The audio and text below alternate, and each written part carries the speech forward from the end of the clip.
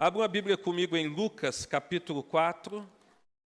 Semana que vem eu continuo a exposição em Malaquias, mas hoje eu quero falar com os irmãos no livro de Lucas, capítulo 4.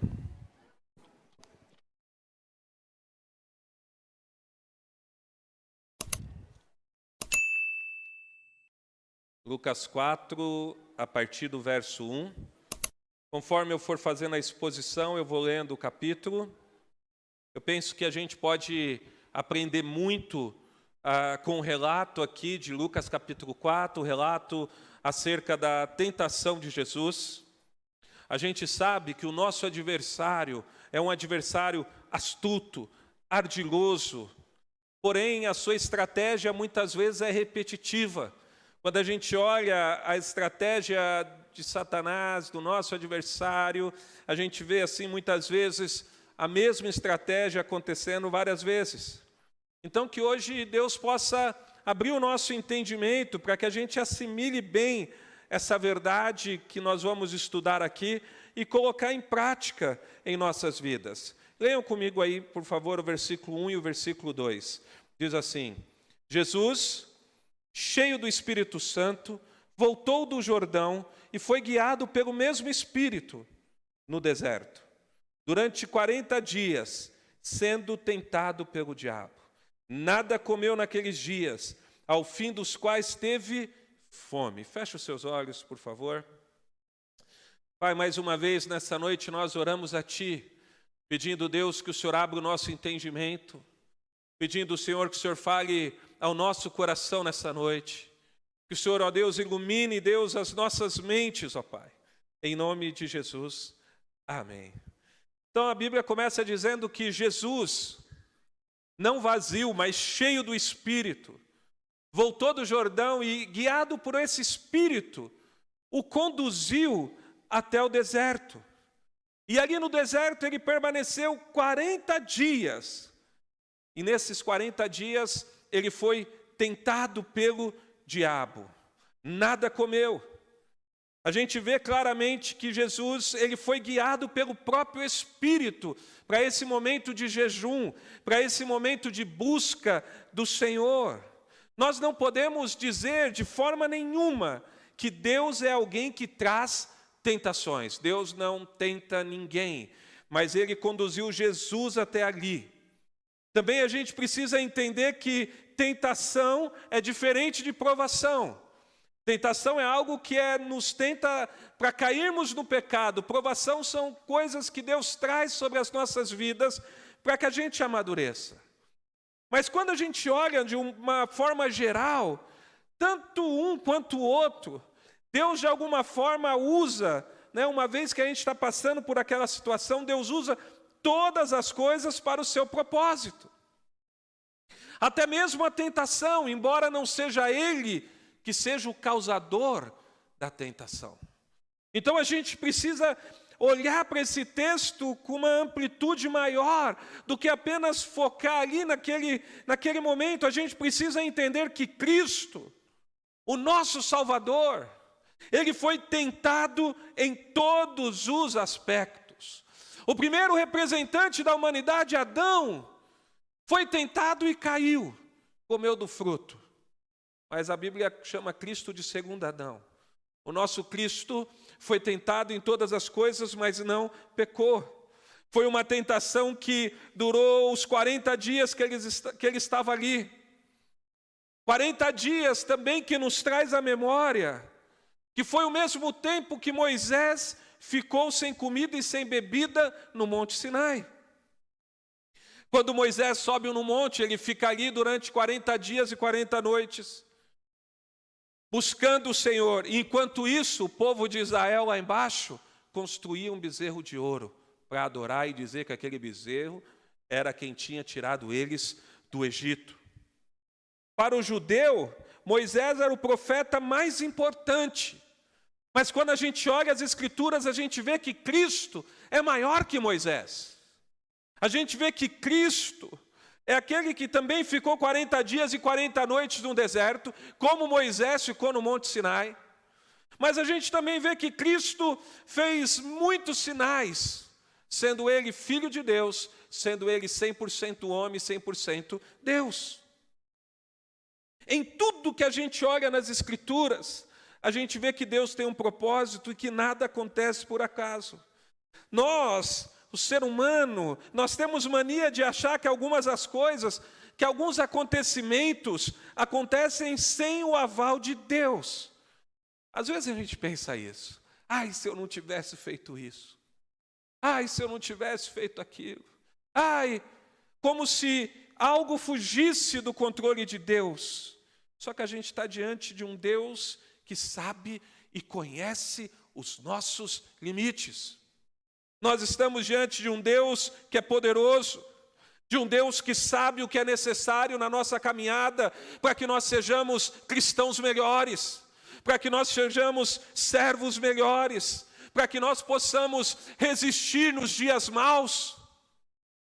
É importante entendermos isso. Nós devemos ser guiados por Deus. Entender que os caminhos do Senhor não são como nós entendemos, não são como aquilo que a gente entende por ideal, mas a gente precisa entender que o caminho do Senhor é melhor e é o que é necessário para que a gente cresça e amadureça como servos de Deus. A confiança em Deus, ela precisa ser absoluta. Ela precisa ser uma confiança mesmo quando a gente não entende. A gente precisa continuar confiando no Senhor, mesmo que a gente esteja debaixo de provação, mesmo que nós estejamos passando momentos de dificuldade, Deus está no controle de todas as coisas. O Espírito nos guia em todo o tempo, quando nós colocamos as nossas vidas diante dEle. Então Jesus, cheio do Espírito, foi guiado por Deus até o deserto. E durante 40 dias e 40 noites, ele esteve ali. E a Bíblia diz que o diabo o tentou. Olha o versículo 3 e o versículo 4 comigo. Diz assim: então o diabo disse a Jesus: se você é filho de Deus, mande que essa pedra se transforme em pão. Mas Jesus lhe respondeu: está escrito, o ser humano não viverá só de pão. A gente vê que a primeira tentação que o diabo traz diante de Cristo é uma tentação que tem a ver com a concupiscência da carne. Olha, se você é filho de Deus, o diabo queria tirar de Cristo a sua missão. Ele queria atrapalhar a missão do Filho de Deus. Ele sabia que Cristo era filho. Ele tinha pleno conhecimento, mas a indagação traz consigo um certo peso de dúvida. Ele diz: se tu és o Filho de Deus, transforma essas pedras em pães. Quem é filho não precisa provar que é filho. Quem é filho é filho. E aí a gente precisa se lembrar que a serpente no Éden, quando ela aborda Eva perto da árvore, ela coloca dúvida naquilo que Deus havia dito. Lembra da passagem ali no Jardim do Éden? Como a serpente chega colocando dúvidas no que Deus havia falado, para depois dizer o contrário do que Deus havia dito? Porque Deus havia dito para Eva e para Adão: não comam desse fruto, porque o dia que comeres desse fruto, certamente morrerás. E aí, quando a serpente aborda Eva, ela aborda colocando dúvidas naquilo que Deus havia falado, para depois falar: certamente que vocês não morrerão. E aí Eva olha para o fruto, vê o fruto bonito, formoso, e aí toma do fruto, come e dá o fruto para Adão, e Adão também come, então o pecado surge. Quando a gente olha para a forma que o diabo aborda Cristo, a gente vê que ele segue sempre nesse mesmo caminho, tentando de alguma maneira trazer dúvidas para aquele que está sendo tentado. É uma tentação em forma de afronta, porque é uma tentação que busca tirar Cristo do seu propósito. É uma tentação que tem o objetivo de tirar o Senhor daquilo que Ele estava centrado em fazer. Muitas vezes, nós somos tentados pelo nosso adversário para nos tirar do propósito de Deus para as nossas vidas. O diabo queria que Jesus agisse como Deus, com os poderes dos quais Ele havia aberto mão para poder nascer no estado de humilhação, para cumprir com o propósito de Deus em morrer por todos aqueles que são seus escolhidos, o seu povo.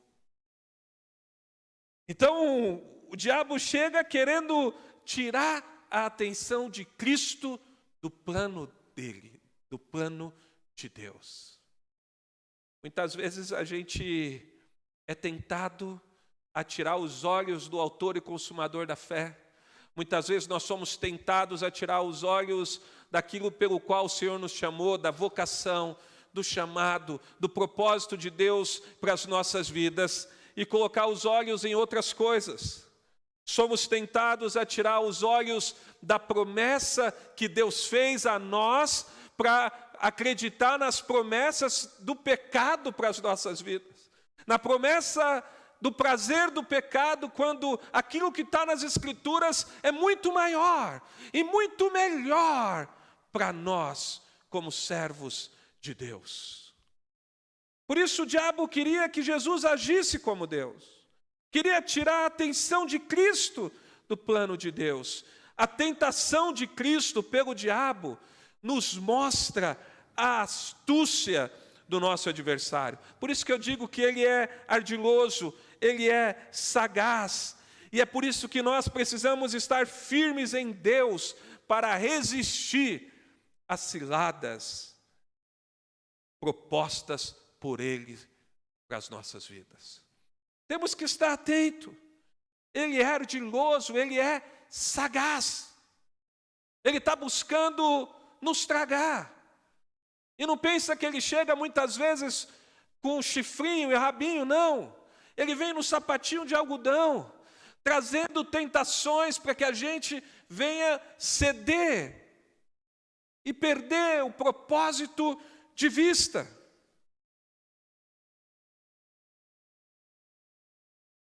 Ele fica ao derredor, buscando uma forma de nos prejudicar. A Bíblia diz, João 10:10, que ele veio matar, roubar e destruir. Porém, Cristo nos ensina aqui, a primeira lição que a gente pode tirar, é que Cristo nos mostra como vencer a tentação. E que a tentação, ela deve ser vencida pela palavra de Deus. Por isso o esforço que a gente vê para se desacreditar as Escrituras. Por isso a gente vê o esforço dos liberais em dizer que a Bíblia não é inspirada por Deus, em argumentar que a Bíblia está desatualizada, em dizer que a Bíblia contém erros, porque quando você desacredita a palavra de Deus, então você fica livre para seguir de acordo com as suas paixões e de acordo com os seus desejos. Por isso o esforço, porque é através da palavra que a gente vence a tentação. E aí a gente vai ver Jesus usando o texto das Escrituras que mostra que Deus usou da fome para ensinar que não só de pão viverá o homem. Abra a Bíblia comigo em Deuteronômio, rapidinho, capítulo 8, versículo 3.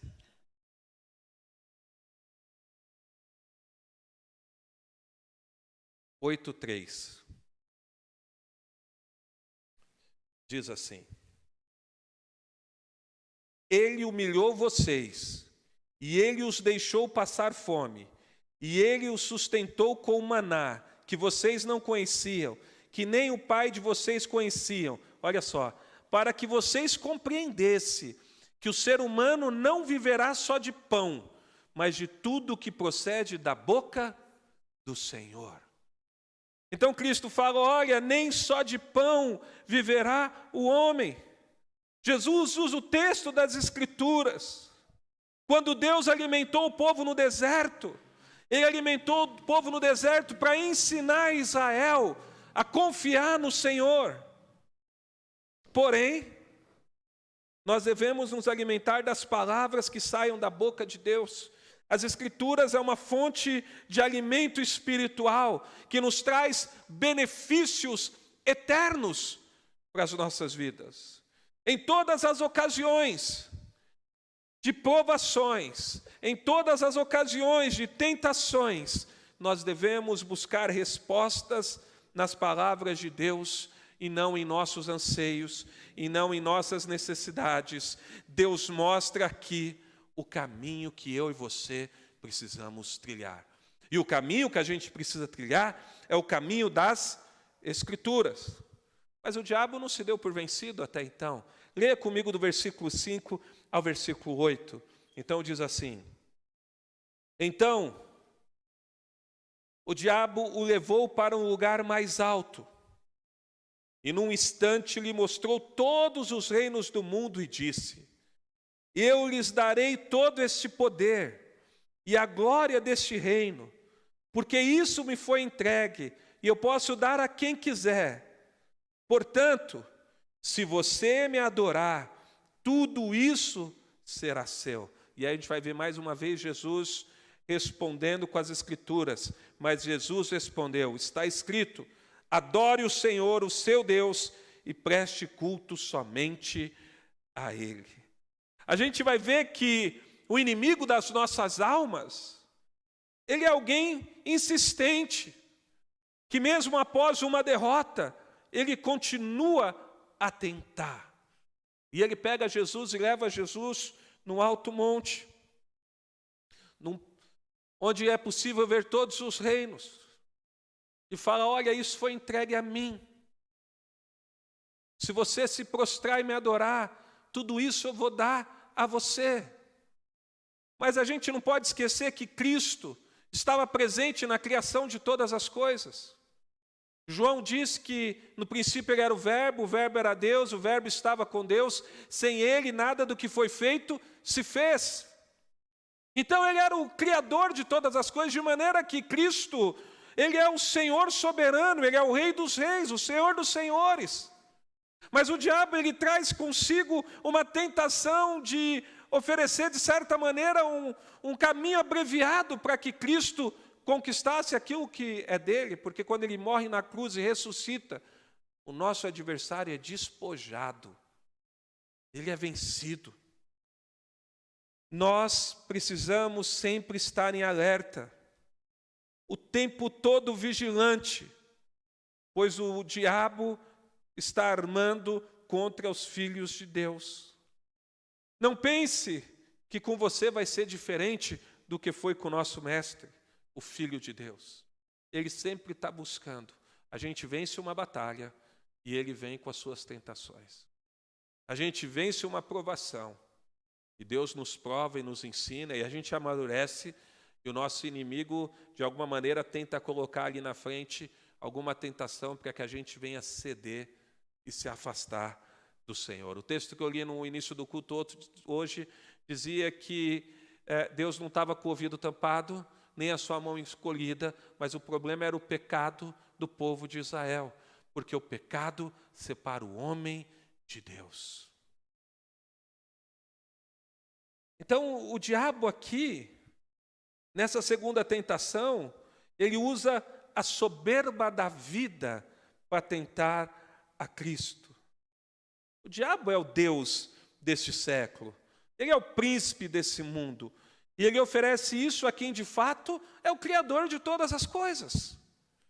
Ele usa a soberba da vida. Veja que, como eu disse, ele tenta apresentar um atalho, abreviar de alguma maneira, se Cristo cedesse, se curvasse a ele. Às vezes ele não fala para você: olha, se curva e me adora. Mas ele lança os dardos inflamados dele, dizendo: olha, não tem nada a ver, faça só isso aqui, depois você fica normal. Comete só esse pecado aqui, lança o dardo dele: não, isso não tem problema, para que de alguma maneira, a gente ceda à tentação. Ele tentou a Jesus. E uma das formas que o diabo vence o homem, preste atenção nisso, uma das formas em que o diabo vence o homem é oferecendo algo para substituir Deus no seu coração. E a gente trabalhou muito hoje de manhã, na escola bíblica dominical, o ídolos do coração. E eu falei sobre a glutonaria, eu falei sobre, o que mais, gente? Vaidade, falei de um tanto de outros aspectos que, de alguma maneira, muitas vezes vence o coração do homem e vira um ídolo. E ele, muitas vezes, ele tenta trazer algo no coração do homem para substituir. De certa maneira, essa é uma forma de conseguir que o homem se curve e adore outro Deus que não seja o Deus verdadeiro. Mas aí a gente olha para as Escrituras mais uma vez e vê que Cristo responde usando a palavra. Por isso que o nosso culto é um culto que deve ser prestado somente a Deus, de acordo com as Escrituras. Por isso que a nossa adoração precisa ser uma adoração somente a Deus, porque a gente não pode adorar outra coisa, nós não podemos amar outra coisa mais do que a Deus, porque é através da palavra, das Escrituras, que a gente aprende: adore o Senhor seu Deus e preste culto somente a Ele. Não a outra coisa. Somente a Deus nós devemos prestar o nosso culto. Somente a Ele nós devemos orar. Cristo usa a palavra para vencer a tentação do diabo. Mas aí a gente vê o diabo numa terceira vez insistindo. Olha do versículo 9 ao versículo 12 comigo, por favor.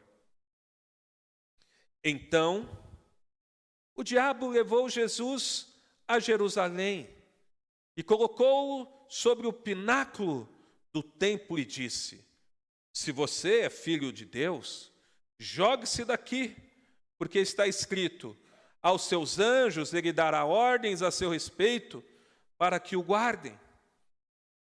E eles o sustentarão nas suas mãos para que você não tropece em alguma pedra. Jesus respondeu ao diabo: também foi dito, não põe à prova o Senhor, seu Deus. Então a gente vê mais uma vez aqui o diabo distorcer as Escrituras. Eu já ensinei isso aqui na igreja, mas vou repetir. A gente não precisa de um copo de veneno para morrer. A gente precisa de um pouco do veneno em algum recipiente que seja capaz de nos matar. O diabo, às vezes, ele vem com meias verdades, ou ele vem com as Escrituras distorcidas. E é isso que ele tenta fazer aqui nessa terceira tentação com Cristo: distorcer as Escrituras. Em todo tempo, Jesus, ele usa a palavra de Deus. E nessa tentação, a gente vê o diabo distorcer parte das Escrituras para tentar a Cristo. Muitas vezes a tentação vem com aparência de religiosidade. A tentação vem com aparência de verdade, mas na verdade é meia verdade. Não existe meia verdade. Ou é verdade ou é mentira. A Bíblia diz sim, sim, não, não. E uma das formas do diabo trabalhar é distorcendo a verdade. Como eu disse, um pouco de veneno também mata. Ele pega Jesus e leva ao pináculo do templo, provavelmente 135 metros acima do chão, segundo um historiador muito respeitado, diz que era por volta de 135 metros de altura. Leva Cristo até lá em cima, e aí cita a palavra de Deus, distorcendo, para que de alguma forma justificasse o fato de pôr Deus à prova. Cita as Escrituras, distorce as Escrituras. Eu não sei se já aconteceu com você, mas já aconteceu com você, de ler as Escrituras buscando uma brecha para fazer o que você está querendo? Você sabe que é errado, está ali. Mas aí você começa a pregar as Escrituras como um advogado pega um contrato. O advogado pega o contrato e ele faz o quê? Lê o contrato para encontrar uma brecha no contrato para quebrar o contrato. É assim ou não é? Você faz um negócio, você quer quebrar o contrato, você faz o quê? Contrata um advogado. Ele vai ler lá o contrato e vai ver uma forma de quebrar o contrato. Às vezes o diabo tenta, de alguma maneira, distorcendo as Escrituras, e a gente vai na Bíblia buscando uma maneira de encontrar uma brecha para pecar.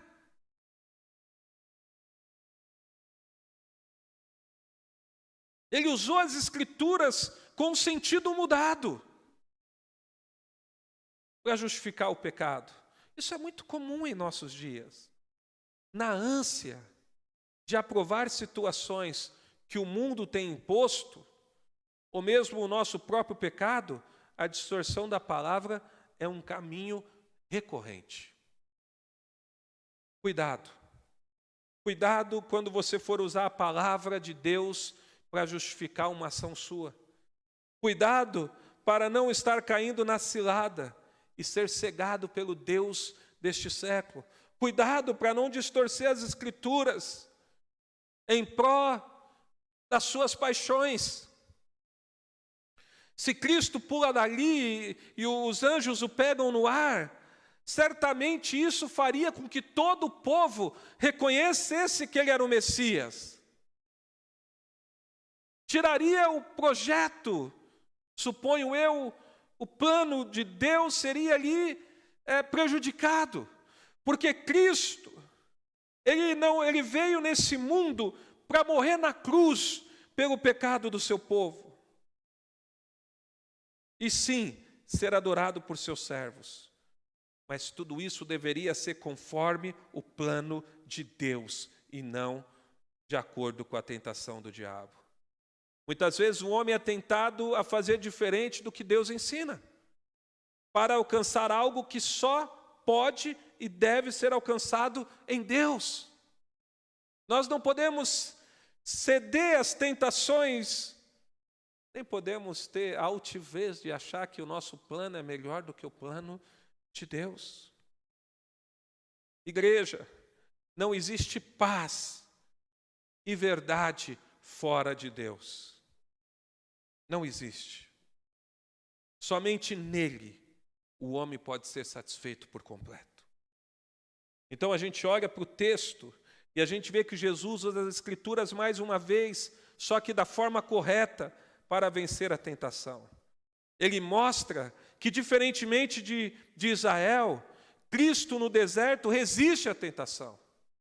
O povo de Israel no deserto peca, mas Cristo resiste todas as tentações. O povo de Israel no deserto murmura querendo água, comida, entre outras coisas, mas Cristo confiou em Deus e confiou na sua palavra. Eu pergunto para você aqui nessa noite, aonde você tem colocado a sua confiança? Onde seu coração tem descansado? Como você tem feito para vencer as tentações? Como você tem agido nos momentos das provações? Porque isso diz muito se nós estamos nos alimentando com a palavra ou se nós estamos vivendo uma vida cristã de fachada. Versículo 13 diz assim: tendo concluído todas as tentações, o diabo afastou-se de Jesus até o momento oportuno. Tiago 4,7 diz: resistir ao diabo e ele fugirá de vós. O diabo continuou tentando a Cristo, mas ele cumpriu com o propósito de Deus. Nessa noite a gente aprende, então, que a gente não pode baixar a guarda. Nós sempre temos que estar com a guarda alta, vigilantes, porque a gente tem um adversário extremamente astuto. A gente viu também que o diabo, ele usa a palavra e os anseios do coração de alguma maneira distorcendo para nos tentar e nos afastar do nosso Deus. Porém, a vitória do povo de Deus, a nossa vitória como igreja, está em Cristo e na sua verdade. Nós não podemos hesitar. Nós não devemos nem tentar justificar os nossos erros e pecados distorcendo as palavras, mas temos que ficar firmes no propósito de Deus. Não devemos buscar atalhos ou caminhos mais fáceis, devemos permanecer no caminho que é Jesus. Porque só assim nós estamos salvos da condenação eterna. Por isso eu faço o apelo a você hoje. Creia, confie e viva para Cristo.